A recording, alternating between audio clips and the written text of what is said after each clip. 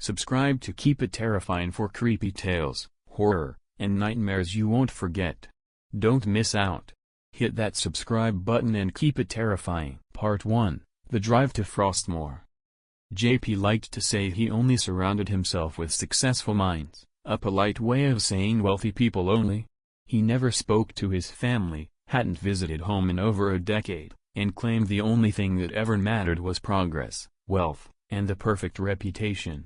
So, when he was invited to Frostmore, a secluded luxury resort in the mountains, owned by a client worth hundreds of millions, he jumped at the chance. Not for the snow, of course. He hated snow. Too cold. Too quiet. Too empty. But the client, Gregor Voss, was influential, and JP wanted that contract. 6 figures just for handling investment transitions. The car ride was long. The higher the SUV climbed, the more isolated the landscape became. Snow piled like dunes, endless and soft, almost glowing under the cloudy sky. The driver, a silent man named Eli, didn't speak, even when JP complained about the cold, the curves of the mountain road, or the lack of cell service. JP's signal had died an hour ago, which annoyed him more than he let on. No signal meant no updates. No updates meant no control. But when they finally reached the Frostmore Lodge, he was impressed. The building rose out of the snow like a wooden cathedral, antique but grand, surrounded by black pine trees. The windows were lit, flickering warmly. Despite the remote location, it looked alive inside. Gregor met him at the door. He was taller than JP remembered, and his handshake colder. "Glad you could make it," he said. "Few people ever do." JP smirked. "Well, I'm not most people." Inside, the place was empty, no other guests, just JP and Gregor, and the faint echo of wind scraping the windows. Gregor led him to a private dining room. A fire roared. Wine was poured. They talked deals and numbers. The lodge creaked around them like it was breathing. "You really bought this whole place for yourself?" JP asked. Gregor sipped his wine. "Let's say. The mountain chose me." JP chuckled. "Right. Because mountains have preferences." Gregor didn't laugh. He leaned in. "You'll find, JP, that this one does." The night stretched.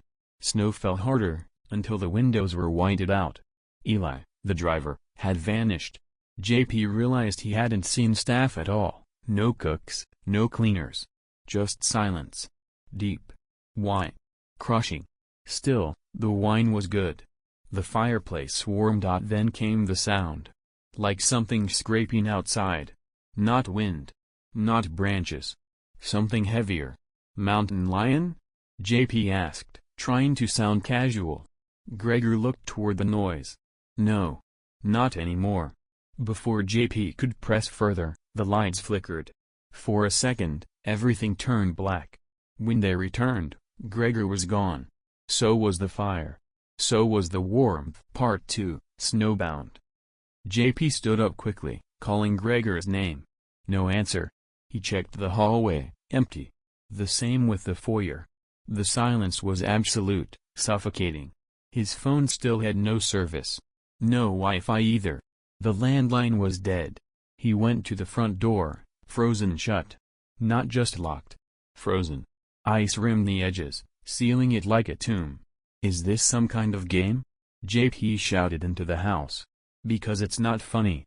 His voice sounded strange in the space. Muffled. Like the snow outside had swallowed the sound before it could echo back.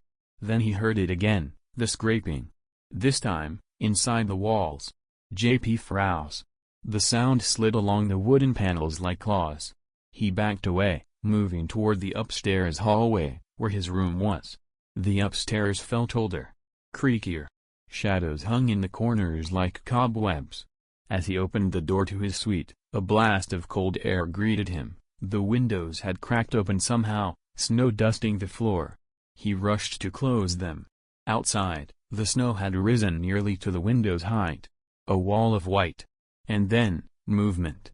In the snow, just beyond the glass, a figure. Tall. Thin. Skin pale like the snow itself, stretched tight across a face with no features, no eyes, no nose, Just a smooth surface. Except the mouth. That was white. And grinning. JP slammed the window shut, heart hammering. It must have been a hallucination. Altitude sickness. Or maybe someone playing a cruel joke. He told himself that.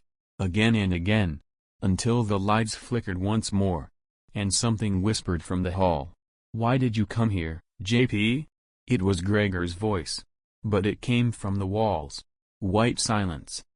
Part 3, The Snow Nose. JP backed into the room, slamming the door behind him. He didn't believe in ghosts. Didn't believe in anything that wasn't on paper, in a ledger, or part of a profitable portfolio. But that voice, Gregor's voice, had come from inside the walls. Snow continued to fall outside, thick as fog, swirling like a living thing. He checked every drawer, every crevice in the room, hunting for a rational explanation. A speaker? A hidden intercom? A prank? Nothing. Then he noticed the mirror above the fireplace. It was fogged, not from heat, but breath. His breath. Except, he wasn't breathing that direction. He stepped closer. Slowly. Watching as the fog grew, spread across the glass, and then, in one long, clawed stroke, something wrote in the condensation from the other side. "Liar." JP stumbled back. "No," he whispered. "No, no, no." His mind raced. He couldn't remember the last time he'd told the truth. Not to a friend. Not to his staff. Not even to himself. Everything had been an act. The wealth, the arrogance, the friends he surrounded himself with, all tools. Everything about his life had been built on pretense. He tried to call out again. "Gregor. Where are you?" But the room didn't respond. Instead, the floor creaked behind him. He turned. A figure stood in the doorway. It wore a black suit, like a funeral director, or a banker. Its face was wrong. Like clay molded by a child. The mouth stretched too wide. Its hands were long and gloved in frost. "You don't remember me?" it rasped. The voice was familiar, warped, but familiar. JP stared in horror. "Who? What are you?" The figure stepped forward. "You left me in the snow." Images slammed into JP's head like ice picks. A memory. A younger JP. Driving home one winter night. Snow blizzard thick. A figure on the road. A hitchhiker, or maybe just someone who needed help. But JP hadn't stopped. Hadn't even slowed down. That was years ago. "I didn't," he began, but the words died in his throat. The figure grinned wider. "You did. And the snow remembers." The lights died completely. Part 4, The Lodge Remembers. The dark wrapped around JP like a shroud. He could barely see his hand in front of his face. He stumbled back through the hallway, using the wall for balance. The wood felt soft, damp, breathing. He was being watched. Whispers chased him. Not from one voice, from many. Male, female, children. Boastful. Cold-hearted. Left us behind. Used us. Each voice accused him of a different crime. Business partners he'd ruined. Family he'd ghosted. Friends he'd dropped when they lost their money. And beneath all of it, the hiss of snow pressing against the walls, the windows, the very bones of the house. The lodge was becoming buried. He reached the main hall, or what used to be. Now, it was coated in a thin layer of frost. Furniture frozen to the floor. Icicles hanging from chandeliers. And in the center, a dinner table. Set for one. His place. And in the chair across from it, Gregor. Dead. Frostbitten. Face pale and stretched in a rictus of terror.